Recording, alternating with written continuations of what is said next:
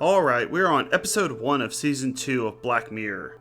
Be right back.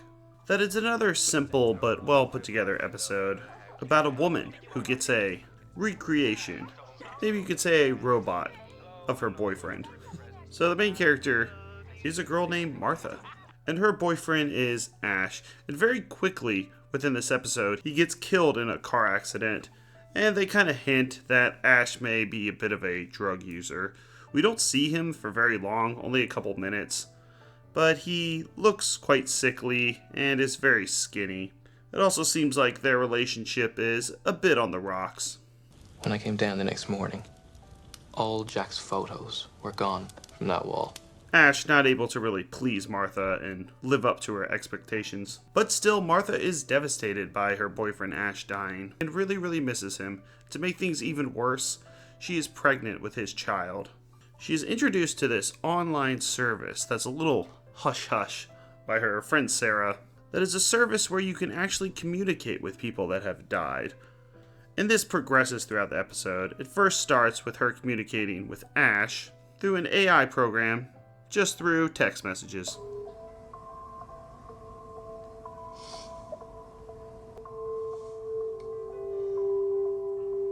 And the more she feeds this AI program, the more pictures she shows it of Ash, the more videos she shows it of Ash, the way he talks, the way he moves. It develops a more accurate picture of what he was really like. So when she's talking to this AI program, it actually really sounds like him. And she is very happy with this, but she wants to take it a little bit further. And this is Black Mirror, so of course she can take it further. It's not going to be text messages the entire time. We're going to get a Frankenstein monster coming up here. She gets the chance to then talk to this artificial Ash over the phone. So she goes from text messaging to going, hey, if you would like to upgrade your service for only a few more dollars, you can talk to this AI program that is recreating her dead boyfriend. And then they really hit it into high gear. Text messages are cool, talking to him on the phone is cool, but come on. We all know what women want. They want something they could feel, something they could touch, someone they could argue with in person. So there is a way to do this. And she gets this robot synthetic body. It's actually kind of a unique mechanism since it comes to her in this box and just kind of looks like a bunch of mush. Almost looks like a clay statue that you put in this tub and then it slowly rejuvenates and turns into Ash himself. So a robot, kind of. A clay figurine that comes alive, sort of. It's kind of a combination of the two. You look well. Well, I am young. I mean, you look like him on a good day. You're so soft. You're so smooth. How are you so smooth? It's texture mapping. We covered a story similar to this when I did my reviews of the show Monsters. They have a episode, The Young and the Headless, where a woman is able to recreate a guy that she had a fling with and still thinks about called Hunk, and gets to talk to him, make love with him, and then eventually put a head on him. But as we always see with Black Mirror, there is a message to this. This is another episode written by the series creator, Charlie Brooker. He's written every episode so far with the exception of 15 Million Merits. And this is one of his more serious stories. There's not too many jokes or people talking about their dick. Well, a little bit. Okay, there's one part which he talks about his dick, but besides that, Charlie Brooker holds back a little bit. But he does have a bit of a message, and we see this later on in the episode, where once she gets this AI clay version of Ash that actually looks better than the Ash we saw in the beginning. He's less sickly, he's younger and healthier, and he's actually nicer. So this would seem to be a very good upgrade. One of the problems with this story is I would have liked to see more of Ash in the beginning. We really only see him for a couple minutes. So we don't really get a good idea of how he actually acts. While I understand they want to move the story along, a few more minutes of developing his character would have really helped this story, because Martha herself has to explain to the viewer that this Ash that she now has, this artificial Ash, is much more perfect than the one she had before. But since we don't really get a good understanding of how he was before, she just sort of has to tell us this and we accept it. And really the only thing I can notice is his appearance, since we don't get him talking very much at the beginning of the episode. He dies within the first couple minutes.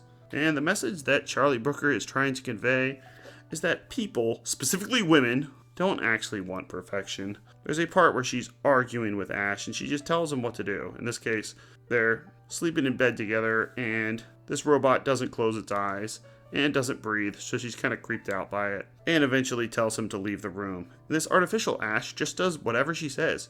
If she goes, go wash the dishes, he'll go wash the dishes. If they say, go outside for the next 5 days, well, it's a robot, so it can just kind of stand outside for 5 days. This is not very realistic to what the actual Ash would do, who was a lot more temperamental and would argue with her, though she does mention that he never hit her, but he was quite mean to her. And so this doesn't really feel like a real relationship to her. She wants a guy who can argue back, who doesn't do everything that he's told. Would you like me to have sex with you? Can you just go downstairs? Okay. No, Ash would argue over that. He wouldn't just leave the room because I'd ordered him to. Okay. With him! You are nothing! You're nothing! Fight me! Don't do that. Fucking fight me! Hit me! Hit me! Okay, seems like Martha wants a little conflict in her relationship. Things are just going a little too well. Hit me. That's a wild one. But then again, this is what she looks like in her bra. So, take the good with the bad. And this is true in real relationships as well. You would think perfection would be what every woman wants, but it kind of isn't. I don't really understand this either. Maybe someone can let me know why this is, because I do think with guys, we're a bit different. Most guys would want a perfect girl who's nice, who's pretty, who always smells good, who will leave you alone when you tell her to. So this story would not work if it was the genders reversed. If it was a guy that got a perfect girl who was better looking than his girlfriend, nicer than his girlfriend, obeyed him more than his previous girlfriend, him complaining about it would seem kind of silly. But in this case, she wants the real thing, and he's just not quite there. And this is quite true to life. I don't know why, but it is. Maybe Martha is secretly craving the bad boy version of Ash. Can't you, get drunk and fall down the stairs a few times? Hail to the king, baby. And the ending is quite good. I'll read some reviews after this. Like every episode that's ever existed with any TV show, everyone complains about the ending. I think Charlie Brooker's endings are very good, because there's an obvious ending that he kind of plays with you, that she's going to take him to this cliff and push him over. She's tired of him. He is creeping her out too much, and she's not exactly the Ash that she remembers. So the episode makes you think she's going to do this, and then it actually goes to choosing in between. She doesn't want to completely live with this artificial robot sleeping next to her and with his eyes open and not breathing, just looking at her. But she also doesn't want to lose him either. Apparently he's a bit of a robot in the bedroom, if you know what I mean. And also, he's close enough to her old boyfriend that she can have a conversation with him and enjoy the memories they had together that this robot also remembers. So, she chooses to keep him up in the attic. You don't have to feed him, so you can just keep him up there. And then just occasionally visit him. You also see that the baby that she was pregnant with becomes a little girl. And they will sometimes just visit Ash up in this attic, talk to him, and then live their regular lives downstairs and not have to deal with him. This is a good ending and really shows that she is torn between getting rid of him and keeping him. So she finds a happy medium. Just keep him up in the attic, we'll talk to him occasionally, but we're not going to have him running around the house. There's also a scene where her friend comes over and she has to hide Ash because, what if your friends come over and you're like, oh yeah, my ex-boyfriend who died in a car crash? Here he is. Oh, there's like a robot version of him. Let me explain this to you. She doesn't want to do any of that, so she just keeps him in the attic. And Charlie Brooker has hit another one out of the park. I'm going to give this episode a 7 out of 10. It is indeed a solid episode. My only complaint is I would have liked to see more of Ash in the beginning, and they could have done a better job explaining why this Ash is more perfect, since it really is supposed to be a recreation. I do have a theory on this though. Let's say that this company, this shady company, who is in the experimental phase of doing these robots, seems like this is a little hush-hush underground operation for right now, but who knows? Maybe they'll go public soon. This company wants to make the robots better than the actual person, and this actually makes sense. So let's say that Ash, who she says did not hit her but would yell at her, let's say that he did used to hit her. Let's say that she fed him, this robot, some memories, and sometime in the past, Ash slapped her a few times. Let's just say that happened. And then he comes back. Would this company really want this robot to occasionally hit her? Or would they go, you know what, we're not going to write that part in there. If there's any amount of abuse that the ex-boyfriend or ex-girlfriend did in the past, we're not going to have this robot recreate that, because that's going to be a lawsuit waiting to happen. So they make these robots more perfect while still maintaining a close personality and memories of the person they used to be. That's my theory, and I think I'm right. Of course I am. But they could have maybe explained this, unless maybe Charlie Brooker just wants you to think about it and do reviews about this episode on YouTube. So 7 out of 10, I like this episode a lot. The actor who played Ash, the robot, was Domhnall Gleeson. He's most known for being in the Harry Potter movies. Not as Ron Weasley, as Bill Weasley, the eldest born son of Arthur and Molly Weasley. He's also in films like Ex Machina, Unbroken, and The Revenant. Oh, also General Hux in Star Wars. Martha was played by Haley Atwell, who was in Captain America, The First Avenger as Peggy Carter, and Mission Impossible Dead Reckoning and Mission Impossible The Final Reckoning. And she acts and looks pretty good. Alright, let's get to some reviews. Okay, so we're going to look at the user reviews for Be Right Back. And they're quite high. Let's start with the first one, 9 out of 10. It really might not be that tough to have our multiple digital clones walking around. As much as the episode kept me connected throughout the whole story, feeling Martha's pain and jitters with every scene of the episode, it was also a revelation how much we are allowing the technology and different technical giants to control us. Also, the part where she yells at the robot to hit her brings out a very interesting aspect of human psychology. I did show that part. As much as we all want perfect and serving people in our lives, what makes them real and lovable is their imperfections. This was definitely written by a woman. Well, Rita Cogbo, I guess we'll say non-binary. The imperfections in humans is what makes them different from algorithmically programmed robots. By the time we realize this difference, it shouldn't be too late that we are living our lives more in control of the robots than ourselves. How eloquently put. And you'll notice with IMDb, which is where I'm reading this from, they put the best reviews up first.